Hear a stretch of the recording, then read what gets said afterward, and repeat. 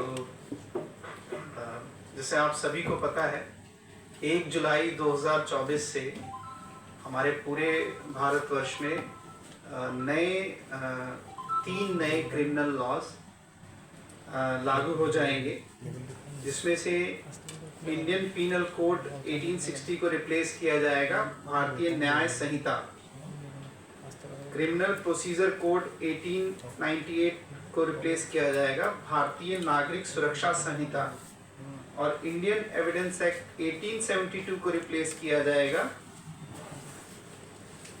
भारतीय साक्ष्य अधिनियम के। तो इसके लिए आज के दिन सभी जगहों पे इन न्याय संहिता को लेके प्रेस मीट अथवा वर्कशॉप्स कराई जा रही हैं। मैं कुछ इम्पोर्टेंट पहलुओं पे इस प्रेस मीट में आपको जानकारी दूंगा। आप सभी देख सकते हैं कि ये ज़्यादातर जो कानून है वो आज से लगभग 120 से 160 साल पुराने हैं, और हमारे ऑनरेबल प्राइम मिनिस्टर सर ने जब उन्होंने कार्यभार संभाला था तो बोला था कि जितने भी कानून जो हमारे एक कॉलोनियल माइंडसेट को दर्शाते हैं उनको चेंज किया जाएगा, और उसी जो उनका जो प्रण था या उनका जो इनिशिएटिव था उसी के अंतर्गत इन कानूनों के अंदर भी परिवर्तन किया गया है। और ये तीनों कानून जो नागरिक के अनुसार बनाए गए हैं, उसको सेंटर में रख के बनाए गए हैं, इनका आज से इम्प्लीमेंटेशन होगा। कुछ चीज़ें इसमें बहुत इम्पॉर्टेंट है, जैसे आपको हमने बताया कि इनकी ज़रूरत क्यों थी। इनकी ज़रूरत का सबसे इम्पॉर्टेंट रीज़न था कि जो हमारे पहले के कानून थे वो नए जो ऑफेंसेस हो रहे हैं उनके अनुसार नहीं बनाए गए थे, तो उसकी वजह से कन्विक्शन रेट में अथवा इन्वेस्टिगेशन में कई बार हमारे एग्जीक्यूटिव जो हमारे एजेंसीज हैं, जैसे पुलिस है अथवा प्रोसिक्यूशन एजेंसीज हैं, जैसे जुडिशरी सिस्टम है, इनको डिसीजन लेने में या इन्वेस्टिगेशन करने में कुछ दिक्कतों का सामना करना पड़ता था। तो इन्हीं चीज़ों को देख के ये नए कानूनों को लाया गया है। इसमें कोशिश की गई है कि जो कन्विक्शन रेट हो उनमें इम्प्रूवमेंट आए। अभी कन्विक्शन रेट काफ़ी लो है, खासकर हमारे प्रदेश में भी काफ़ी लो कन्विक्शन रेट है। तो इन कानूनों के थ्रू टारगेट किया गया है कि कन्विक्शन रेट लगभग 80 to 90% तक जाए। दूसरा, जो केसेस की जो अवधि थी, जो केस डिस्पोजल करने की जो अवधि थी वो कई सालों तक चलती रहती थी। जैसे अमूमन लगभग 3 करोड़ से ज़्यादा केसेस अभी भी लोअर अदालतों में हैं। तो इसमें इसके कानूनों के थ्रू ये विज़न लिया गया है कि जितने भी केसेस हैं इनका निपटारा मैक्सिमम टू मैक्सिमम 3 सालों के अंदर कर दिया जाएगा, और बहुत ही सराहनीय है। इस एक्ट को लाने से पहले 18 state, 6 union territory, 16 high court, supreme court, 5 judicial academy, 22 law university और more than 140 member of parliament, 270 MLAs का इसमें आपका सजेशन लिया गया, और 4 सालों तक डिस्कशन करने के बाद ये एक्ट लाया गया है। इसमें खासकर इस लॉ की जो इम्पॉर्टेंट पहलू ये हैं कि जो पहले डॉक्यूमेंट्स एंड एविडेंस यूज नहीं होते थे, जैसे इलेक्ट्रॉनिक और digital records, email, server log, computer, smartphone, laptop, SMS, websites, mail messages, devices, इन सभी को एज एन एविडेंस अलाउ किया गया है नए एक्ट में। तो इससे पुलिस को और जुडिशरी को काम करने में आसानी होगी। इसके साथ साथ जो प्रेजेंट प्रोसीजर है, जैसे एफआईआर और केस डायरी, चार्जशीट, इन सभी को भी डिजिटाइज करने का प्रोविजन इसमें दिया गया है। बहुत इंपॉर्टेंट पहलू है फॉरेंसिक एविडेंस का। तो उन सभी ऑफेंसेस जिनमें 7 साल से ज़्यादा की सज़ा हो सकती है, उनको कंपल्सरी फॉरेंसिक एविडेंस कलेक्ट करने का प्रोविजन इसमें किया गया है। और सर्च एंड सीजर्स में जितने भी सर्च एंड सीजर्स हमारे ऑफिसर्स के थ्रू किए जाएंगे, एग्जीक्यूटिव के थ्रू किए जाएंगे, उन सभी सर्च एंड सीजर्स में वीडियोग्राफी का प्रोविजंस किया गया है। प्रोसीजर वैसे भी हम लोग एक्शन ले रहे हैं, आपका कोई स्पेसिफिक कंप्लेंट है वैसे? हाँ, कुछ दिन पहले भी अगरतला प्रेस क्लब में आए हैं एक महिला, आप दे उनका दीजिए। हस्बैंड उनको छोड़ के चला गया। नहीं, आप नाम बताइए और मेरे से एक कौन सा ये थाने में कब हुआ ये दे दीजिए, एक्शन ले लेंगे जो भी हो सी है इमीडिएटली हम लोग। एडी नगर थाने में गया, वहाँ में जाके बोला गया नहीं आप पश्चिम महिला थाने में आइए, आप आके डिटेल्स दीजिए। ये हेरा फेरी मतलब एक थाने से दूसरे थाने, दूसरे थाने से ये थाने। हाँ, जनरली मत रेडी है EFIR के। So we can say that from today. Total कितना है? 60 टोटल थाना कितना है हमारे यहाँ अभी त्रिपुरा में? 16 टोटल त्रिपुरा में 90 के आसपास होगा। 88 तो हर एक थाना पे तो अभी ये FIR का सिस्टम हुआ। तो अभी तो दुनिया के किसी भी हिस्से में बैठ के कोई FIR कर सकते हैं अगर So what is the procedure? अगर आप थोड़ा एक्सप्लेन कर दे कि अगर कोई EFIR फाइल करना चाहता है, अभी EFIR ऐसा है कि जो भी आपको कंप्लेंट है you can use your simple mobile भी यूज़ कर सकते हैं या ईमेल से भी आप कोई भी इलेक्ट्रॉनिक डिवाइस लेके कहीं से भी आप OC को एड्रेस करके कंप्लेंट कर सकते हैं। हमें वो रिसिप्ट होने से हमने तुरंत उसको जैसे DM साहब ने बताया कि कॉग्निजेबल होने से तुरंत हम लोग उस पर एक्शन ले लेंगे। नॉन कॉग होने से मजिस्ट्रेट का पर जो नॉर्मल FIR का जो प्रोसीजर होता है। सर अभी पुलिस के डायरी में या कोर्ट में कभी भी तो ICP ये तो लिखा नहीं होगा ना आज से? ICP जो है हमारा इंडियन पेनल कोड जो है नहीं वो IPC लिखा होगा क्या? मतलब अभी बहुत सारे केसेस IPC में भी चल रहा है। अच्छा, वो तो कंटिन्यू हो रहा है और अभी मानिए अभी एक कंप्लेंट आ गया लेकिन उसका डेट है जुलाई 1 से पहले, तब तो IPC में तो इसका मतलब है पुराना भी रहेगा, कंटिन्यू रहेगा और नया भी होगा। मान लीजिए कि आज 1 जुलाई को कोई ऑफेंस हुआ और वो ऑफेंस किसी प्रोविजन में है, कोड में किसी कोड में डाला गया है, तो जब वो लिखा जाएगा तो वही लिखा जाएगा भारतीय विधान संहिता फलाना, उसके बाद उसको रजिस्टर किया जाएगा। आज से रिलेटेड जो भी ऑफेंस है अगर डेट ऑफ अकरेंस पीछे से है तो वो फिर उस ऑफेंस में लिखा जाएगा IPC। हाँ, लेकिन मैं वही कह रहा हूँ आज के बाद कोई भी केस हो तो इस पर वही अगर अगर अब अगर सोचिए आज नया का एक बोल रहा केस आया, है नया जो आएगा अभी एक केस आया अच्छा लेकिन वो डेट ऑफ अकरेंस हुआ है मार्च महीने में, अभी कंप्लेंट दे रहा है तो वो तो IPC नहीं होगा। लेकिन अगर आज कोई ऑफेंस होता है, मैंने ये करूँ अगस्त में हुआ, मान लीजिए अगस्त नेक्स्ट अगस्त में किसी ने ये केस फाइल किया, लेकिन कब घटना कब लेकिन हुआ? घटना हुआ जुलाई के बाद, 1 जुलाई के बाद, तो फिर तो यही तो BBB लगेगा। तब तो IPC नहीं होगा। नहीं, वही मैं कह रहा हूँ।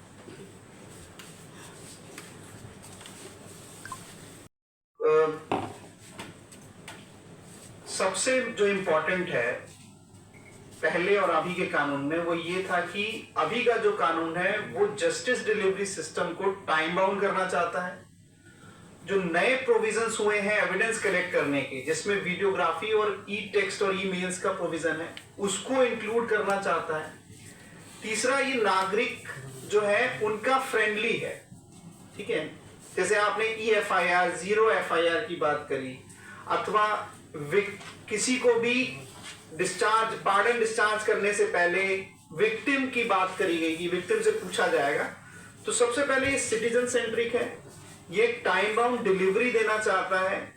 और तीसरा है ये नई टेक्नोलॉजी और नए एविडेंस का जो फॉरेंसिक साइंस हो, electronic way of media, electronic way of evidence collection हो, इनको प्रोविजन देता है, ठीक है।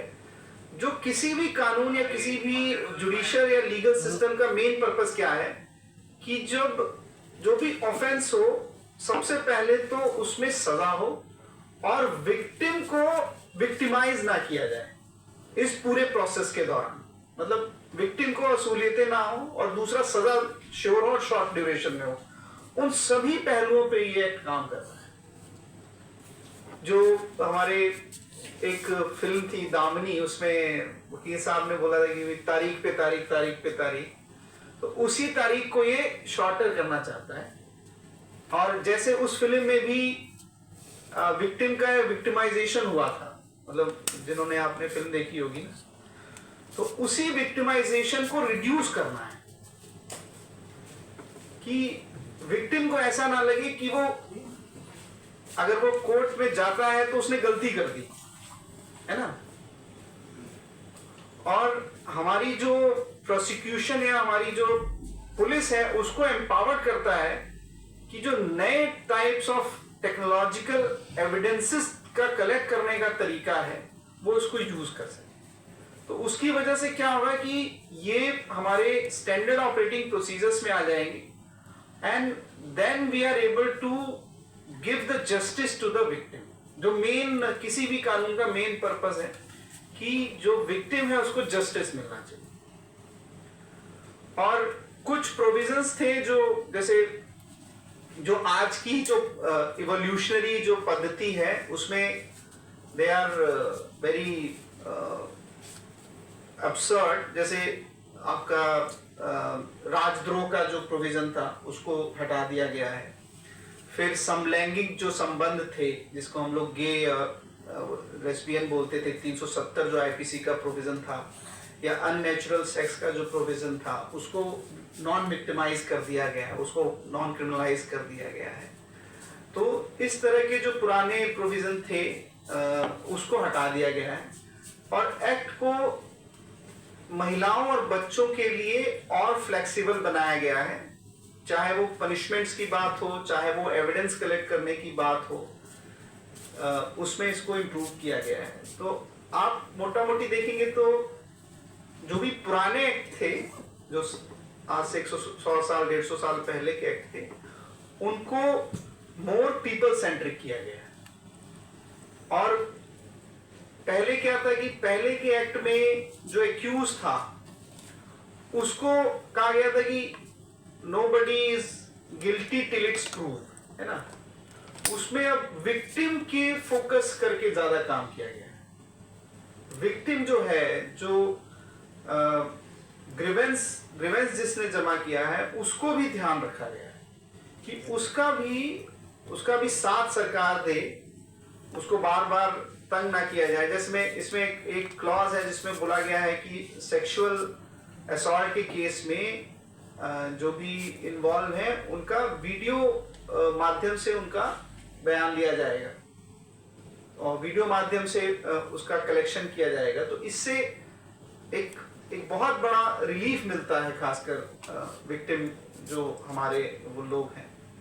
तो इन टोटल सिटीजन सेंट्रिक और भारत के अपने नागरिक को रख के ये कानूनों में परिवर्तन किए गए हैं। और जो हमारे लिए नेक्स्ट चैलेंज ये है कि आम आदमी तक, हमारे अपने ऑफिसर्स तक ये बातों को पहुंचाना और इसकी प्रैक्टिस को इम्प्रूव करना, जो हम उम्मीद करते हैं कि आप सभी के साथ मिलके हम आने वाले कुछ दिनों में इसको इमीडिएटली कर पाएंगे।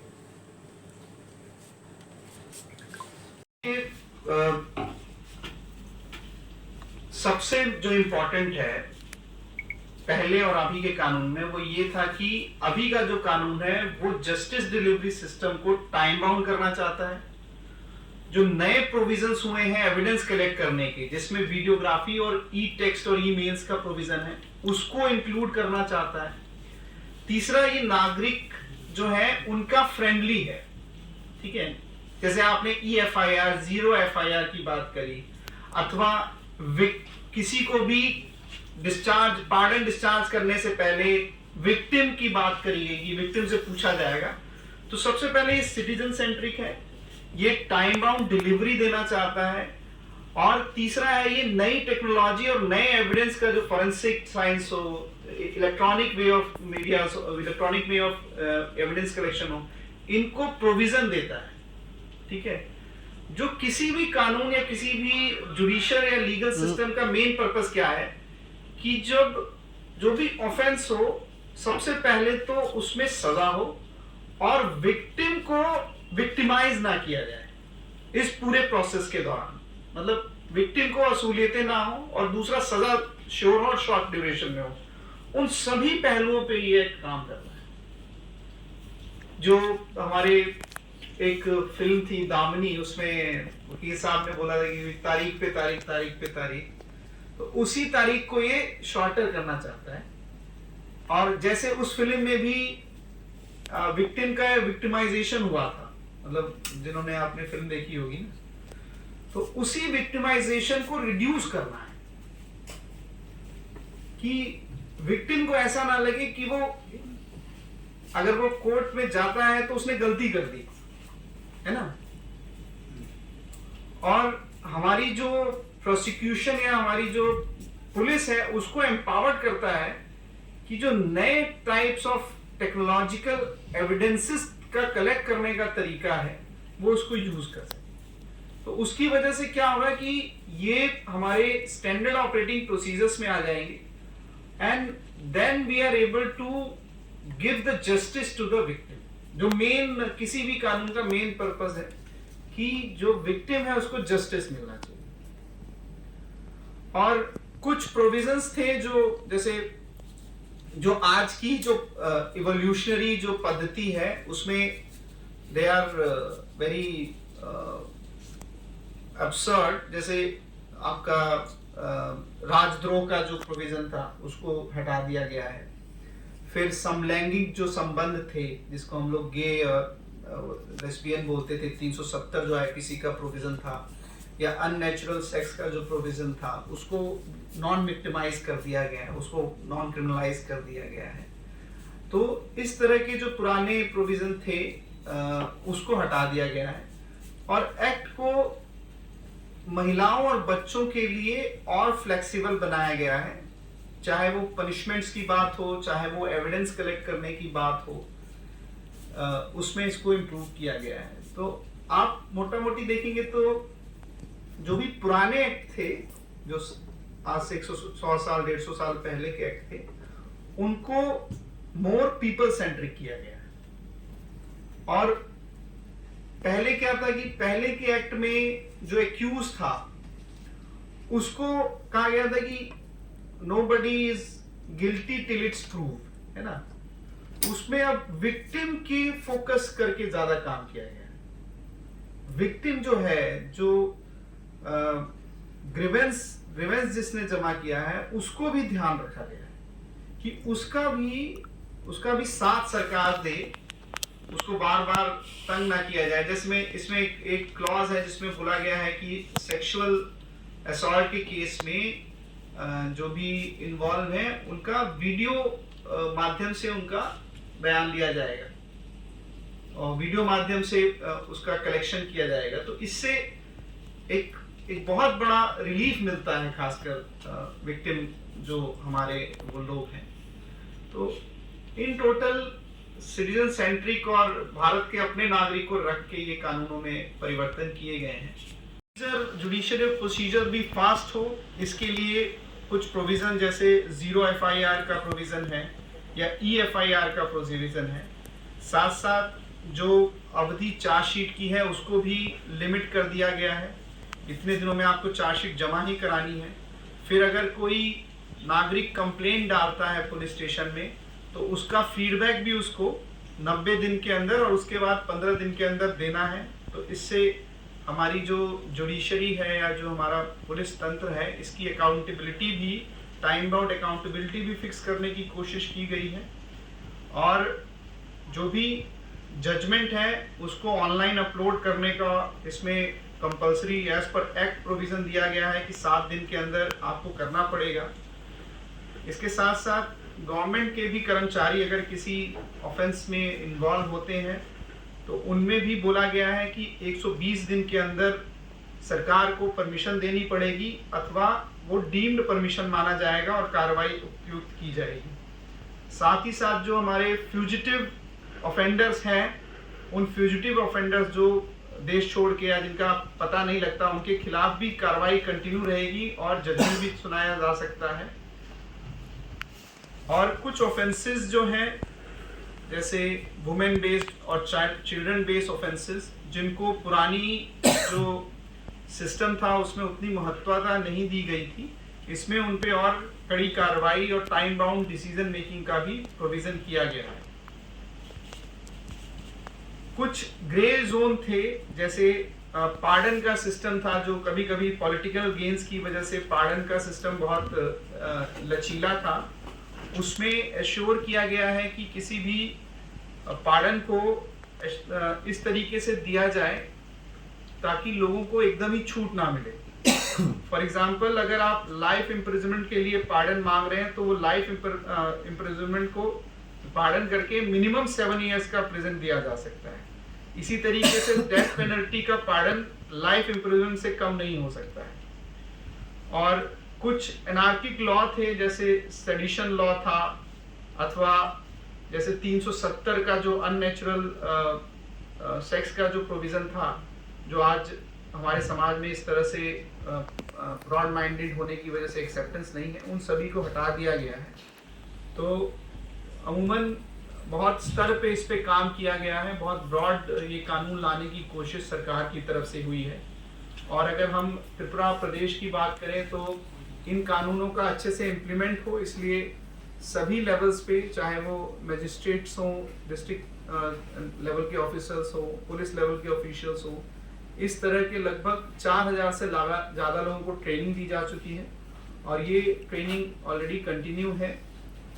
और जो फॉरेंसिक साइंस के लिए इंफ्रास्ट्रक्चर की बात हो रही है, तो स्टेट के इनिशिएटिव से national forensic science university already start हो गई है हमारे प्रदेश में, और इसको और एक्सपेंड करने का हम लोग प्लान कर रहे हैं। और कुछ सेगमेंट से इन क्रिमिनल लॉज को लेके, खासकर जो लीगल हमारे प्रैक्टिशनर्स हैं उनकी तरफ से कुछ एप्रीहेंशन है। तो हम यही उम्मीद करते हैं कि जब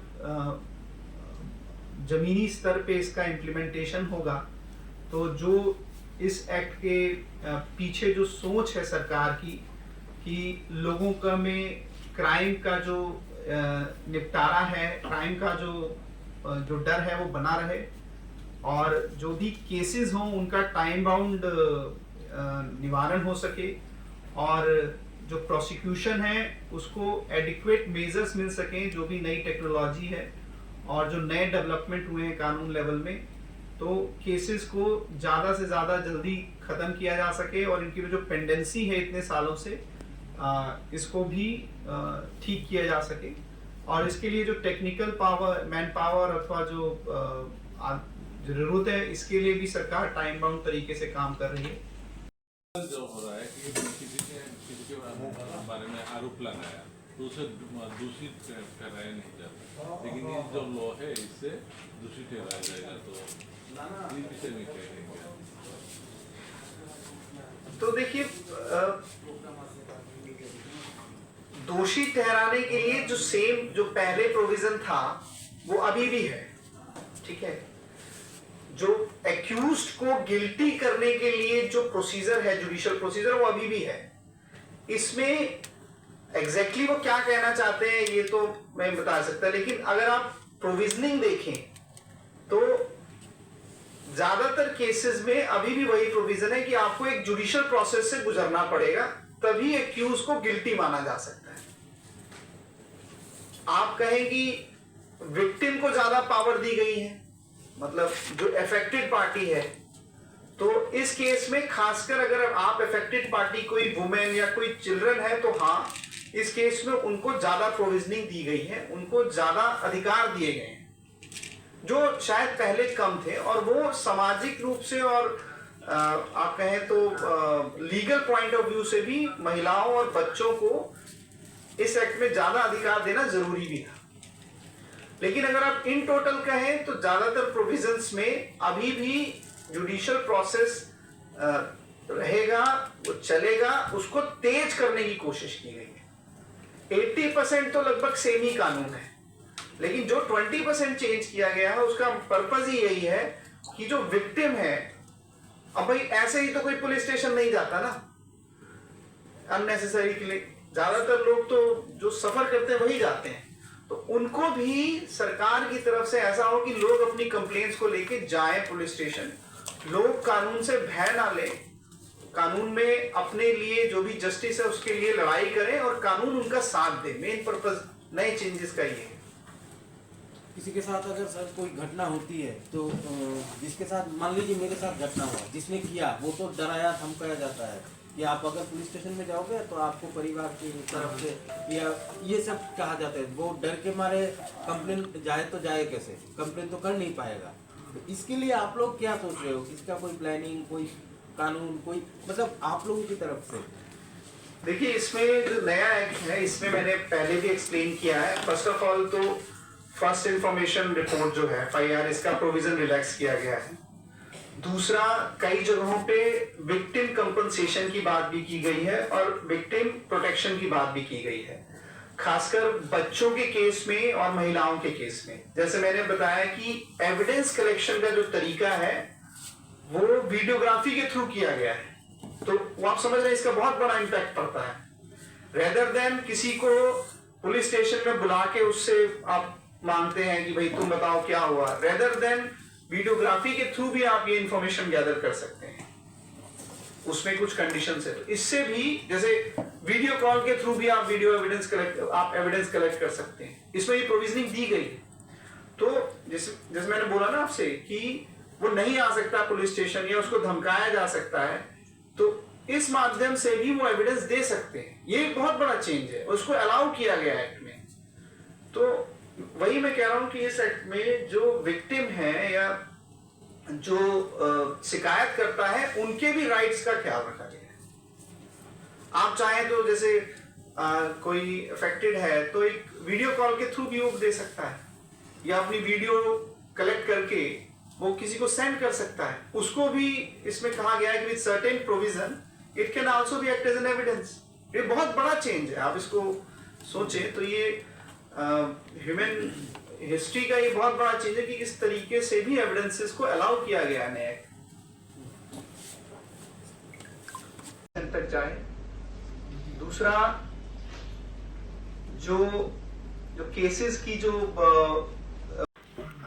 जैसे आप सभी को पता है 1 जुलाई 2024 से हमारे पूरे भारतवर्ष में नए 3 नए क्रिमिनल लॉज लागू हो जाएंगे, जिसमें से इंडियन पीनल कोड 1860 को रिप्लेस किया जाएगा भारतीय न्याय संहिता, क्रिमिनल प्रोसीजर कोड 1898 को रिप्लेस किया जाएगा भारतीय नागरिक सुरक्षा संहिता, और इंडियन एविडेंस एक्ट 1872 को रिप्लेस किया जाएगा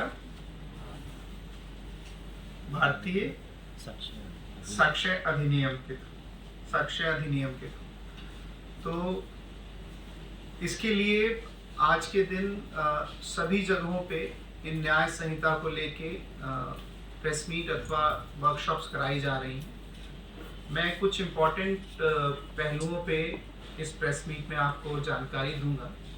आप सभी देख सकते हैं कि ये ज़्यादातर जो कानून है वो आज से लगभग 120 से 160 साल पुराने हैं, और हमारे ऑनरेबल प्राइम मिनिस्टर सर ने जब उन्होंने कार्यभार संभाला था तो बोला था कि जितने भी कानून जो हमारी एक कॉलोनियल माइंडसेट को दर्शाते हैं उनको चेंज किया जाएगा, और उसी जो उनका जो प्रण था या उनका जो इनिशिएटिव था उसी के अंतर्गत इन कानूनों के अंदर भी परिवर्तन किया गया है। और ये तीनों कानून जो नागरिक के अनुसार बनाए गए हैं, उसको सेंटर में रख के बनाए गए हैं, इनका आज से इम्प्लीमेंटेशन होगा। कुछ चीज़ें इसमें बहुत इम्पॉर्टेंट हैं, जैसे आपको हमने बताया कि इनकी ज़रूरत क्यों थी। इनकी ज़रूरत का सबसे इम्पॉर्टेंट रीज़न था कि जो हमारे पहले के कानून थे वो नए जो ऑफेंसेस हो रहे हैं उनके अनुसार नहीं बनाए गए थे, तो उसकी वजह से कन्विक्शन रेट में अथवा इन्वेस्टिगेशन में कई बार हमारे एग्जीक्यूटिव जो हमारे एजेंसीज हैं जैसे पुलिस है अथवा प्रोसिक्यूशन एजेंसीज हैं जैसे जुडिशरी सिस्टम है, इनको डिसीजन लेने में या इन्वेस्टिगेशन करने में कुछ दिक्कतों का सामना करना पड़ता था। तो इन्हीं चीज़ों को देख के ये नए कानूनों को लाया गया है। इसमें कोशिश की गई है कि जो कन्विक्शन रेट हो उनमें इम्प्रूवमेंट आए। अभी कन्विक्शन रेट काफ़ी लो है, खासकर हमारे प्रदेश में भी काफ़ी लो कन्विक्शन रेट है। तो इन कानूनों के थ्रू टारगेट किया गया है कि कन्विक्शन रेट लगभग 80 to 90% तक जाए। दूसरा, जो केसेस की जो अवधि थी, जो केस डिस्पोजल करने की जो अवधि थी वो कई सालों तक चलती रहती थी। जैसे अमूमन लगभग 3 करोड़ से ज़्यादा केसेस अभी भी लोअर अदालतों में हैं। तो इसमें इसके कानूनों के थ्रू ये विज़न लिया गया है कि जितने भी केसेस हैं इनका निपटारा मैक्सिमम टू मैक्सिमम 3 सालों के अंदर कर दिया जाएगा और बहुत ही सराहनीय है। इस एक्ट को लाने से पहले 18 state, 6 union territory, 16 high court, supreme court, 5 judicial academy, 22 law university और more than 140 member of parliament, 270 MLAs का इसमें आपका सजेशन लिया गया और 4 सालों तक डिस्कशन करने के बाद ये एक्ट लाया गया है। इसमें खासकर इस लॉ की जो इम्पॉर्टेंट पहलू ये है कि जो पहले डॉक्यूमेंट्स एंड एविडेंस यूज नहीं होते थे, जैसे इलेक्ट्रॉनिक और digital records, email, server log, computer, smartphone, laptop, SMS, websites, mail messages, devices, इन सभी को एज एन एविडेंस अलाउ किया गया है नए एक्ट में। तो इससे पुलिस को और जुडिशरी को काम करने में आसानी होगी। इसके साथ साथ जो प्रेजेंट प्रोसीजर है, जैसे एफआईआर और केस डायरी, चार्जशीट, इन सभी को भी डिजिटाइज करने का प्रोविजन इसमें दिया गया है। बहुत इंपॉर्टेंट पहलू है फॉरेंसिक एविडेंस का। तो उन सभी ऑफेंसेस जिनमें 7 साल से ज़्यादा की सज़ा हो सकती है, उनको कंपलसरी फॉरेंसिक एविडेंस कलेक्ट करने का प्रोविजन इसमें किया गया है। और सर्च एंड सीजर्स में जितने भी सर्च एंड सीजर्स हमारे ऑफिसर्स के थ्रू किए जाएंगे, एग्जीक्यूटिव के थ्रू किए जाएंगे, उन सभी सर्च एंड सीजर्स में वीडियोग्राफी का प्रोविजन किया गया है। दोषी ठहराने के लिए जो पहले प्रोविजन था वो अभी भी है, ठीक है। जो एक्यूज्ड को गिल्टी करने के लिए जो प्रोसीजर है, जुडिशियल प्रोसीजर, वो अभी भी है। इसमें एग्जैक्टली वो क्या कहना चाहते हैं ये तो मैं बता सकता, लेकिन अगर आप प्रोविजनिंग देखें तो ज्यादातर केसेस में अभी भी वही प्रोविजन है कि आपको एक जुडिशियल प्रोसेस से गुजरना पड़ेगा, तभी एक्यूज को गिल्टी माना जा सकता है। आप कहें कि विक्टिम को ज्यादा पावर दी गई है, मतलब जो अफेक्टेड पार्टी है, तो इस केस में खासकर अगर आप अफेक्टेड पार्टी कोई वुमेन या कोई चिल्ड्रन है तो हाँ, इस केस में उनको ज्यादा प्रोविजनिंग दी गई है, उनको ज्यादा अधिकार दिए गए हैं जो शायद पहले कम थे। और वो सामाजिक रूप से और आप कहें तो लीगल पॉइंट ऑफ व्यू से भी महिलाओं और बच्चों को इस एक्ट में ज्यादा अधिकार देना जरूरी भी था।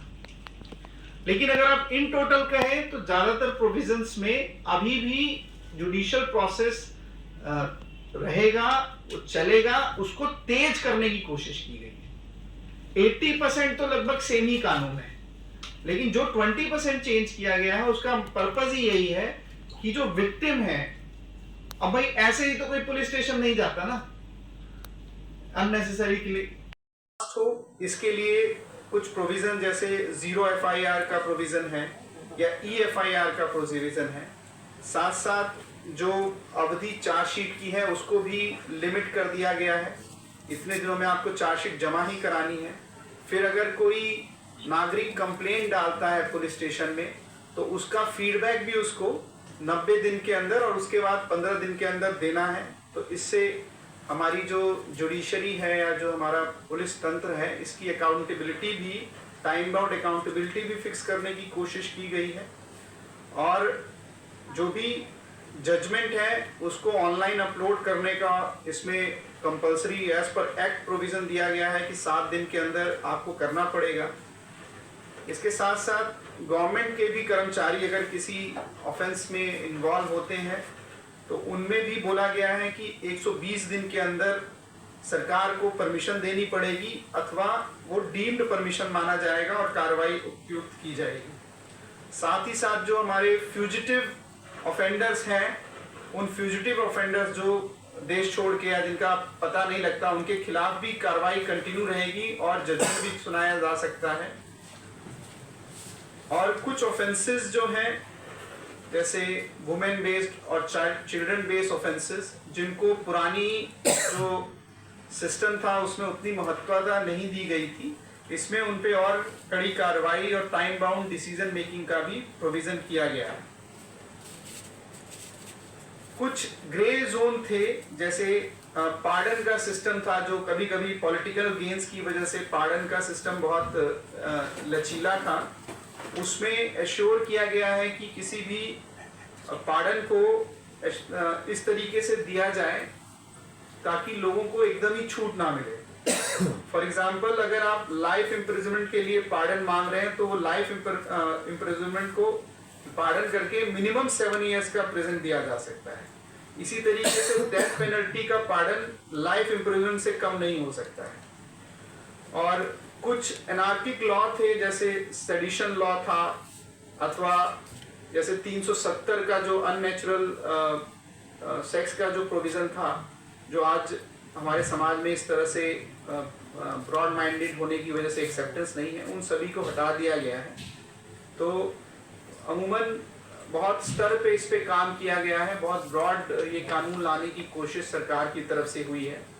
और अगर हम त्रिपुरा प्रदेश की बात करें तो इन कानूनों का अच्छे से इम्प्लीमेंट हो, इसलिए सभी लेवल्स पे, चाहे वो मजिस्ट्रेट्स हों, डिस्ट्रिक्ट लेवल के ऑफिसर्स हों, पुलिस लेवल के ऑफिशियल्स हों, इस तरह के लगभग 4000 से ज़्यादा लोगों को ट्रेनिंग दी जा चुकी है और ये ट्रेनिंग ऑलरेडी कंटिन्यू है।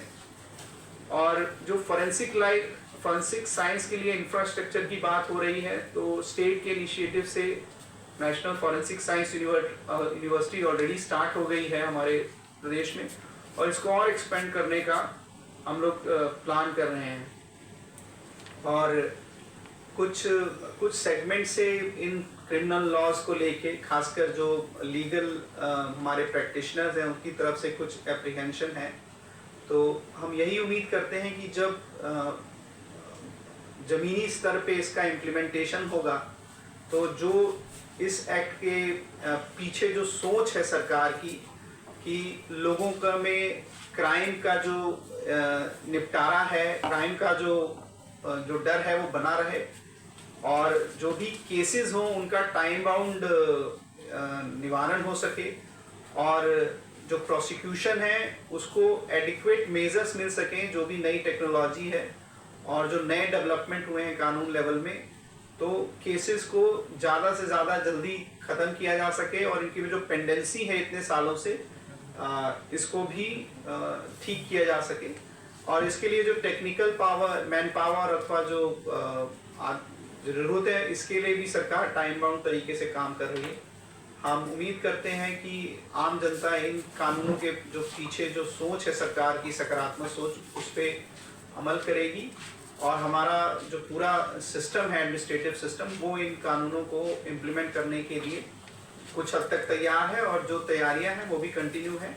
हम उम्मीद करते हैं कि इसका जो इम्प्लीमेंटेशन है वो बहुत ही सुचारू रूप से और बहुत ही स्ट्रिक्ट एडहेरेंस ऑफ लॉ के हिसाब से चलेगा।